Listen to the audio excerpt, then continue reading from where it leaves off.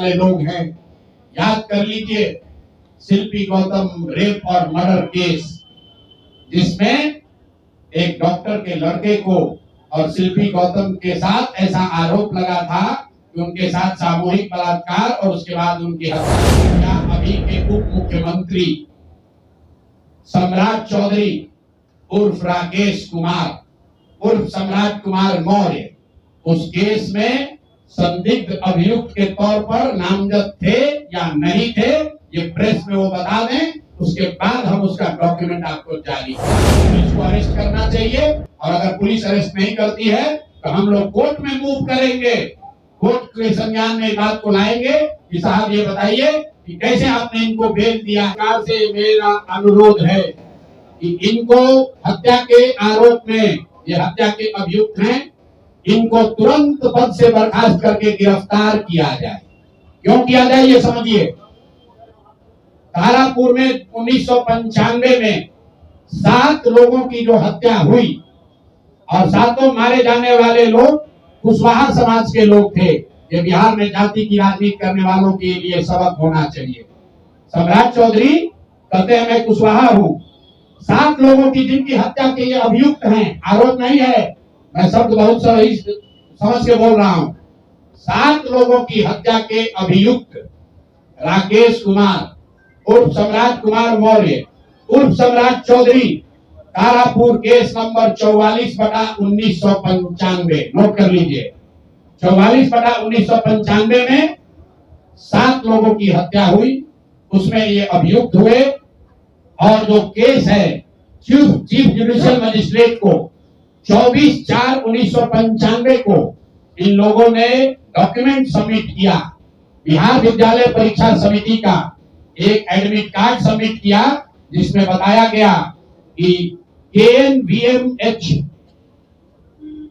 सम्राट, ये स्कूल का नाम है, कुमार सर एक स्कूल का नाम है जहां से ये एडमिट कार्ड इशू हुआ है। सम्राट चंद्र मौर्य, पिता का नाम Shakuni Chaudhary, date of birth 1/5/81, result fail, number आया 268, कैटेगरी प्राइवेट। ये सुप्रीम कोर्ट का डॉक्यूमेंट है जो सम्राट चौधरी ने जमा किया है, जिसमें ये बताया है इनका डेट ऑफ बर्थ 81 है, उसके हिसाब से 95 में चीफ जुडिशियल मजिस्ट्रेट ने नाबालिग होने के नाम पर इनको वहां से राहत दी। इनको जेल से निकाला गया क्योंकि ये 15 साल के थे और कानूनन 18 साल से कम उम्र के बच्चे को अभियुक्त के तौर पर जेल पर नहीं रखा जा सकता था। अब ये बात तो पब्लिक की जानकारी में है। अब मैं क्यों कह रहा हूं कि इनको आज अरेस्ट करना चाहिए, क्योंकि 2020 का जो सम्राट चौधरी ने अपना इलेक्शन एफिडेविट दिया है, इसमें अपना उम्र इन्होंने बताया है 51 साल। ये सम्राट चौधरी का इलेक्शन एफिडेविट है, इन्होंने अपना उम्र बताया 2020 में 51 साल। इसका मतलब है कि 2020 - 26, तो 1995 में इनका उम्र था 25 साल, 26 साल। तो 26 साल के उम्र के आदमी को कोर्ट ने गलती से गलत सर्टिफिकेट के आधार पर नाबालिग होने के नाम पर अभियुक्त होने के बावजूद, ध्यान दीजिए, अभियुक्त होने के बावजूद इनको जेल से बरी कर दिया गया था। ये 15 साल के हैं, जबकि इनका अपना डॉक्यूमेंट बता रहा है कि उस समय 26 साल के थे। तो 26 साल के उम्र के आदमी पर अगर 6 लोगों की हत्या का आरोप है, तो जब तक कोर्ट से वो फ्री नहीं होते हैं तब तक उनको जेल में होना चाहिए। और ये आदमी यहाँ का उप मुख्यमंत्री बनकर बैठा हुआ है। तो मैं यहाँ के मुख्यमंत्री से और बिहार के माननीय राज्यपाल से ये अनुरोध कर रहा हूं कि हत्या का आरोपी, हत्या का अभियुक्त सम्राट चौधरी, राकेश कुमार उर्फ सम्राट चौधरी उर्फ सम्राट कुमार मौर्य आज संवैधानिक पद पर बैठे हुए हैं। ये देश के संविधान का, देश के विधि विधान का इससे बड़ा अपमान नहीं हो सकता है कि जिस व्यक्ति को जेल में होना चाहिए वो आदमी यहाँ का उप मुख्यमंत्री बना हुआ है। तो मुख्यमंत्री नीतीश कुमार सीधे इस पर कार्रवाई करें, नहीं करेंगे तो कल परसों में हम लोग राज्यपाल के पास डेलीगेशन लेकर जाएंगे, सिर्फ बर्खास्तगी के लिए नहीं, सम्राट चौधरी के गिरफ्तारी के लिए। पूरा समझिए, मैं कैमरे पर कह रहा हूं, सम्राट चौधरी हत्या के अभियुक्त है, जेल से फर्जी डॉक्यूमेंट निकाल कर बाहर निकले हैं। या तो इनको बर्खास्त करके गिरफ्तार कीजिए, और नहीं तो देश में जितने लोग हत्या किए हैं उनको भी जेल से छोड़ दीजिए। ये हालात है, ये डॉक्यूमेंट है आपके सामने। ये सम्राट चौधरी का इलेक्शन एफिडेविट है, जिसमें 2020 में उन्होंने अपने आप को 51 साल का बताया है। उसके मुताबिक 1995 में वो 26 साल के थे, और कोर्ट में इस आधार पर इनको बरी किया गया है कि ये 15 साल के बालक हैं। तो ये बता दें कि ये हत्या के आरोपी हैं। इन्होंने जो सर्टिफिकेट दिया है वो ठीक है कि नहीं है। बाकी ये भाई साहब जो घोटाला किए हैं अपने डिग्री उग्री में, तो बहुत छोटी बात है। आज की प्रेस कॉन्फ्रेंस सीधी हम लोग मांग कर रहे हैं, सम्राट चौधरी को हत्या के अभियुक्त हैं, 6 हत्या के अभियुक्त हैं, उनको गिरफ्तार कीजिए, और नहीं तो बिहार में जितने लोग पर अभियुक्त जिनको बनाया गया उनको सबको छोड़िए। इस देश में अलग अलग कानून नहीं हो सकता है। और ये गृह मंत्री के साथ घूम रहे हैं।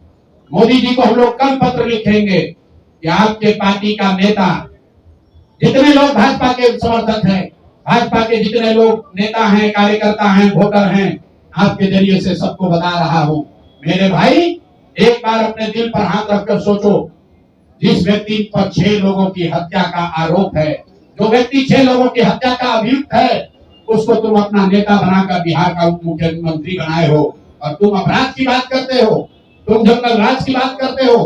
तो सम्राट चौधरी को अभी के अभी पद से इस्तीफा देकर पुलिस को अरेस्ट करना चाहिए, और अगर पुलिस अरेस्ट नहीं करती है तो हम लोग कोर्ट में मूव करेंगे, कोर्ट के संज्ञान में बात को लाएंगे कि साहब ये बताइए कि कैसे आपने इनको बेल दिया है, कैसे इनको आप समाज में बाहर रहने की अनुमति दे रहे हैं।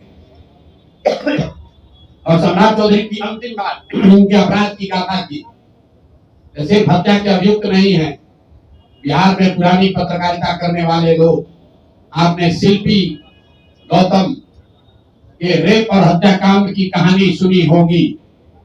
आपने सुना होगा कि लालू जी के जंगल राज का जो चरम सीमा था, जितनी यहाँ माताएं बहने हैं, जो पढ़े लिखे लोग, समझदार लोग हैं, स्वच्छ छवि वाले बिहार में रहने वाले लोग हैं, याद कर लीजिए शिल्पी गौतम रेप और मर्डर केस, जिसमें एक डॉक्टर के लड़के को और शिल्पी गौतम के साथ ऐसा आरोप लगा था कि उनके साथ सामूहिक बलात्कार और उसके बाद उनकी हत्या कर दी गई थी।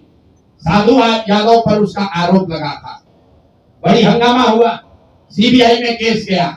मैं आपके माध्यम से आज पूछ रहा हूं कि क्या अभी के उप मुख्यमंत्री सम्राट चौधरी उर्फ राकेश कुमार उर्फ सम्राट कुमार मौर्य उस केस में संदिग्ध अभियुक्त के तौर पर नामजद थे या नहीं थे, ये प्रेस में वो बता दें, उसके बाद हम उसका डॉक्यूमेंट आपको जारी करेंगे। इनका सीबीआई ने इनको अभियुक्त के तौर पर इनकी जांच की थी कि नहीं, उस मुकदमा में इनको नामजद संदिग्ध बनाया गया था कि नहीं, ये सीधा आपको बता रहे हैं। ये आए और ये पूरा केस तब के भाजपा के नेता सुशील कुमार मोदी जी ने उठाया था, और तब सम्राट चौधरी यही साधु यादव और राजद के गैंग के हिस्सा थे।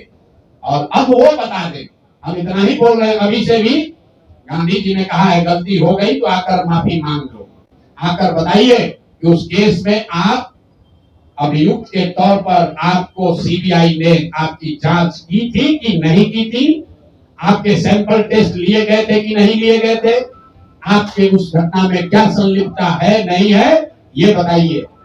उस केस में आपको बता देते हैं, लालू जी का प्रभाव था, साधु यादव को बचाने के लिए केस को बंद कर दिया गया, लेकिन वो केस खत्म नहीं हुआ। पटना के एक एक आदमी को याद है वो घटना। तो अब राकेश कुमार बताएं, आज के सम्राट चौधरी बताएं कि उस केस में इनकी भूमिका क्या थी, उसमें ये नामजद थे कि नहीं थे, और थे तो इन्होंने इसको डिस्क्लोज क्यों नहीं किया। अब आज का घोषणा खत्म। मैंने अपनी बात बताई कि हमारे पास पैसा कहां से आया, कितना किसने दिया, कितना टैक्स भरा, और जो पैसा बचा उसका मैंने क्या किया।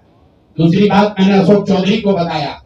अशोक चौधरी से पहले पाक साहब बनने वाले वैभव विकास न्यास पर सीधे सवाल है कि जनता देख रही है, ईमानदार अगर आप हैं तो सामने आइए और जवाब दीजिए कि 100 करोड़ रुपए की संपत्ति आपने पिछले 1-1.5 साल में पटना में कैसे खरीदी है, और अशोक चौधरी ने आपको पैसा दिया है या नहीं दिया है, किसी दूसरे ने दिया है कि नहीं।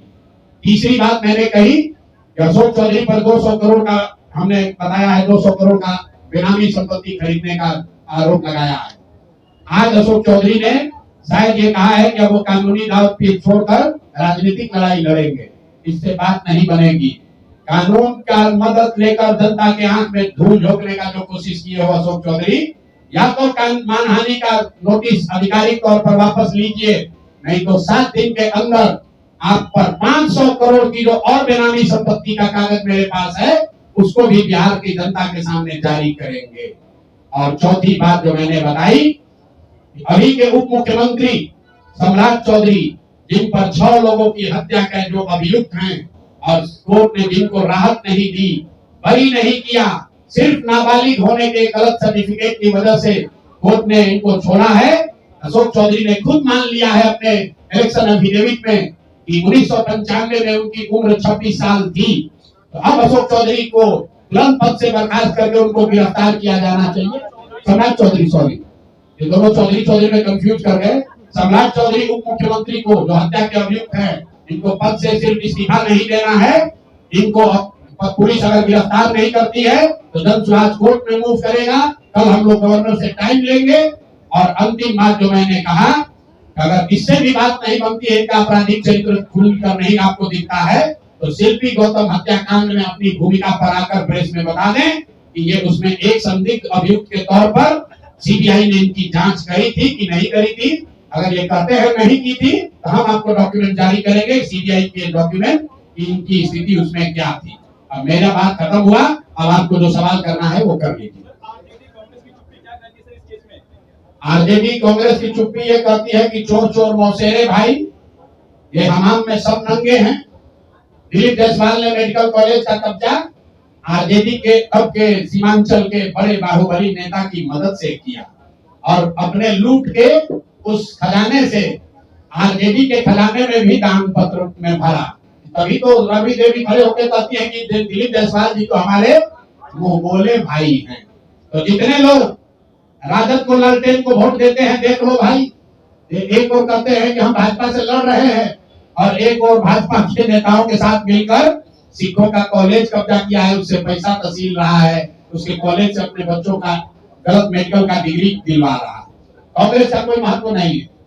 कांग्रेस पर इतना भ्रष्टाचार का आरोप है कि भ्रष्टाचार का नाम सुन के डर के भागता है, सोचता है कि भ्रष्टाचार को कुछ बोलेंगे तो लोग तुमको पूछ लेगा कि तुम भी तो नेशनल हेराल्ड में घोटाला किए हो, तुम भी तो 2 लाख करोड़ का घोटाला किए थे। अगर कांग्रेस वाले बिहार में 70,000 करोड़ के सीएजी का बात करेंगे तो सामने वाला भाजपा वाला कहेगा कि 2 लाख करोड़ आप पर भी तो चोरी का इल्जाम था। लेकिन जमसुराज और प्रशांत किशोर पर चोरी का इल्जाम नहीं लगा सकते हैं। और आगे कोई कंफ्यूजन न करे, इसीलिए आगे कोई बात कहने से पहले हमने अपना अकाउंट जारी कर दिया 241 करोड़ के इनकम का, उस इनकम पर भरे हुए जीएसटी का, उस पर दिए इनकम टैक्स का, और उसके बाद जो 98-98.5 करोड़ डोनेट किया पार्टी को उसका। अगर कोई गलती हो तो फांसी पर चढ़ा देना, लेकिन अपने बराबरी में खड़ा मत करो। तुम चोर हो, तुम बिहार को लूटने का षड्यंत्र कर रहे हो। तुम्हारे जीवन का उद्देश्य बिहार को लूटना है, मेरे जीवन का उद्देश्य बिहार को बनाना है। दोनों में फर्क है।